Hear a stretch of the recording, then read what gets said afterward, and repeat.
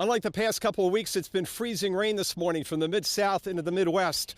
Here in Fort Smith, Arkansas, temperatures just at or below freezing. We've had about 1/10 of an inch of ice causing problems on sidewalks and bridges and overpasses. Schools are closed here, also closed in Little Rock. And we've had freezing rain all the way into St. Louis and parts of Missouri, including Springfield and Peoria. But the good news is warm air is coming out of the Gulf, and everybody that's got ice this morning will have rain by mid to late afternoon as temperatures warm up above freezing. I'm meteorologist Mike Seidel, the Weather Channel in Fort Smith, Arkansas.